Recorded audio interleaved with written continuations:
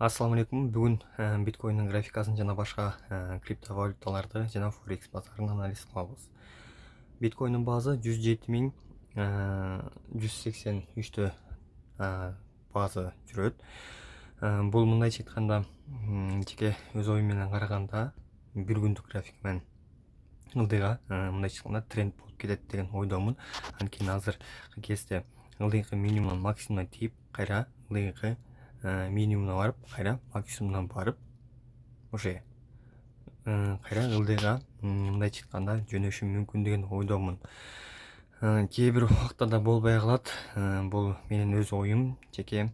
Азыр бул жерде именно 108де ликвид жана үстүңкү 110до ликвид бар. Бул эки ликвидден алганга баратат деп өзүм ойлоп жатам. Анткени бир ылдыйга коррекция берип, кайра үстүңкү биринчи жана экинчи, үчүнчү ликвид алганга жөнөшү мүмкүн. Мындай карап отурганда дагы бул жерде примерно имбаланс зонасы бар деп эсептесек болот. Бул жерде бул имбаланс как раз имбаланс зонасына келип тийип, кайра өйдөгө отскок берип кетиши мүмкүн. Атак бул чыккан жаңылыкка дагы тиешелүү болот. Если Иран менен Израиль дагы согушуп кетсе, анда ылдыйга примерно ылдыйкы уровеньдерге түшкөнгө кетип калышы мүмкүнбүз. Бирок мындайча айтканда американский СМИде караганда, фьючерс на биткоин Чикагский фонддуу биржада караганда, бул жерде примерно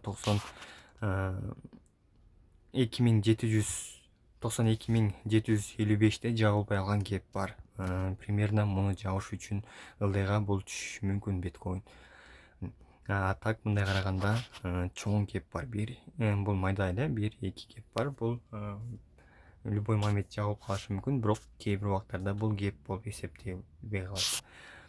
Так что азыркы кезде менин жеке оюмча биткоинда бул бир күндүк графикада ылдыйга отскок берип, бул имбаланс зонасына чейин ФВГ деп коем. Мындайча айтканда бул бир күндүк графика.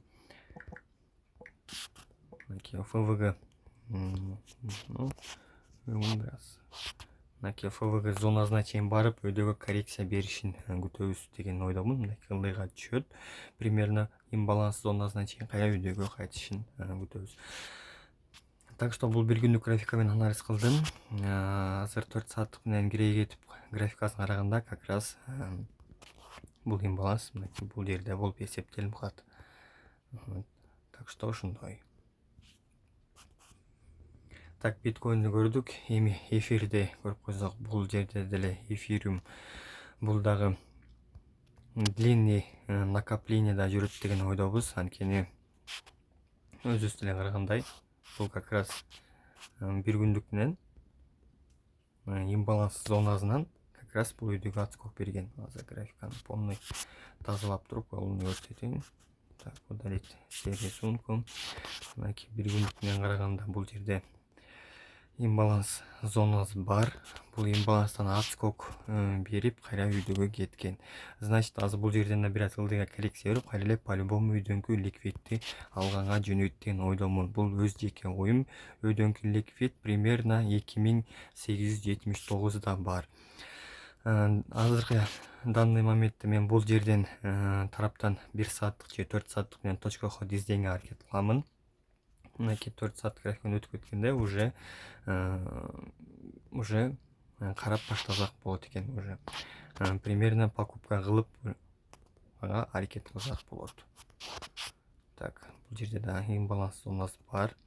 Примерно мен имбаланс зонасынан бул жерден точка ходко аз суммага караштырып көрөм. Так, если да түшүп кетсе, ылдыйраак түшүп кетсе, анда бир күндүк графика менен крупный разворот караганга даярмын бул жерден өйдөгө. Бул бир күндүк графика. Эфириум. Так, евро, доллар. Бул форекс базарында. Так, евро, доллар бир күндүк графика менен караганда, так, графиканы толугу менен тазалап өчөйүн рисунканы. Азыр бул жерде өзүбүз деле евро, долларды көргөндө өзү болуп жатат бул бир күндүк графика менен. Азыр бул жерде мындайча айтканда шорт точка ходду издегенге бизде эң чоң уровень мындайча айтканда ликвид примерно 1,23 аразак болот. Примерно 1,22 тараптардан караштыра берсек болот. Азыр бул деле өзүп ылдыйга өйдө кетип калышы мүмкүн эмес, анткени бул жерде проторговка зонасы бар. Мынакей как раз бул жерге кээ бир трейдерлер мындайча айтканда шартовый зона катары колдонот. Примерно өссө 50%-не барып ылдыйга отскок бериши мүмкүн. Бул менин өз жеке оюм. Бул бир жумалык графикада, а так бир күндүктө бул любой моментте отскок берип кетиши мүмкүн. Так что будан караштыра берсек болот. Мындайча айтканда шортко. Евронуку азырынча бул короткий болду, түшүнүктүү болуш керек. Буга только мен айткан бир жумалык графикага кирип алып, жана будан разворотту караштырыш керек.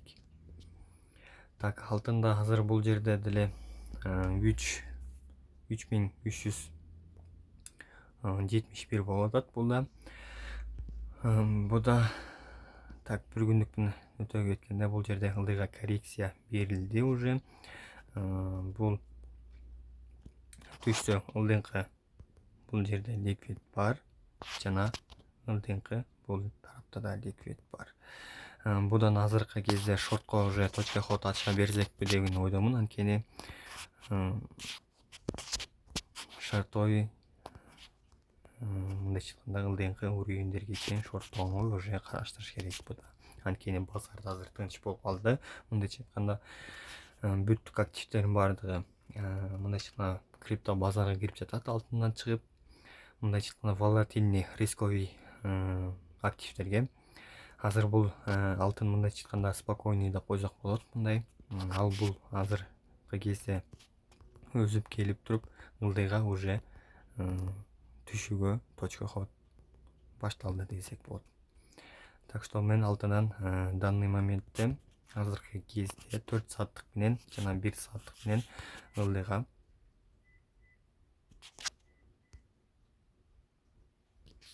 так что будан шорт караштыра берсек болот.